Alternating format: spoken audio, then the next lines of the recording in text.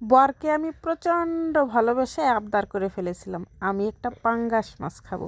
তো বড় আমার ভালোবাসার সাদরে গ্রহণ করে আমার জন্য একটা পাঙ্গাস মাছ কিনতে গিয়েছিল। বাজারে যাওয়ার আগে সে আমাকে একটা বক্তব্য দিয়ে গিয়েছিল। জানেন কি বলে গিয়েছিল? বাজারের সেরা পাঙ্গাসটা আজকে তোমার আমি খাওয়াবো। আর এই যে আমার হাতে দেখেন নাচানাচি করতেছে আমার বাজারের সবচেয়ে সেরা পাঙ্গাসটা।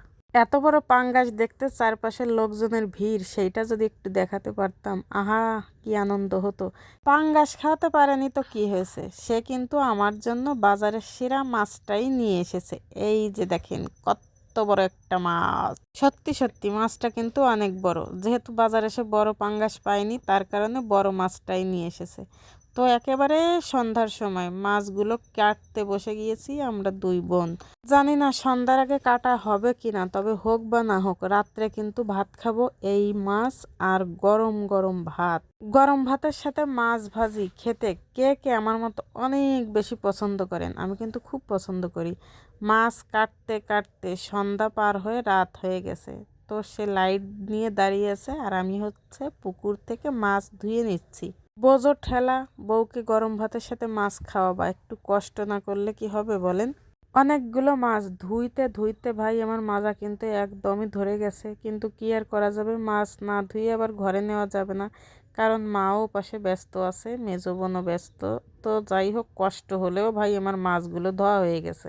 আমি কিন্তু সেই ছোট হলেও পাঙাশ মাছের পিসগুলো খুঁজে খুঁজে বের করছি, কারণ ওই যে আমার কিন্তু লোভ রয়ে গেছে পাঙ্গাস মাছ আর গরম ভাত খাবো। সবগুলো পাঙাশ মাছ এখন হচ্ছে খুঁজে খুঁজে বের করে আমি ভেজে নিব, তারপরে হচ্ছে গরম ভাতের সঙ্গে খাবো। তো কয়েক পিস আমি হচ্ছে আগে আগে ভাজি করছি, কারণ আমার ছেলে উপাসে বসে আছে ভাত খাওয়ার জন্য। সেও কিন্তু ইদানিং মাছ খেতে বেশ পছন্দ করছে। আগে না ও তেমন মাছ খেতে চাইতো না, কিন্তু ইদানিং বেশ ভালোই মাছ খাচ্ছে। বিষয়টা বেশ ভালো লেগেছে আমার। সব কিছু সমান তালে না খেলে চলে বলেন? ফাইনালি আমার মাছ ভাজি শেষ।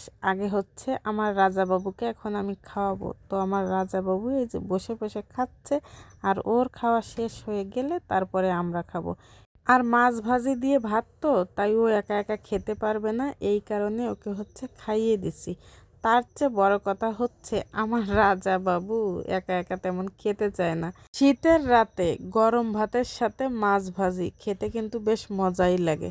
তো যাই হোক, খেতে খেতে ভিডিওটা শেষ করব, তবে আরেকটা কথা বলে যাই, আমি ভিডিওর শুরুতে কিন্তু আসলে অনেক মজা করেছি, কারণ আপনাদের একটু বিনোদন দেওয়ার জন্য।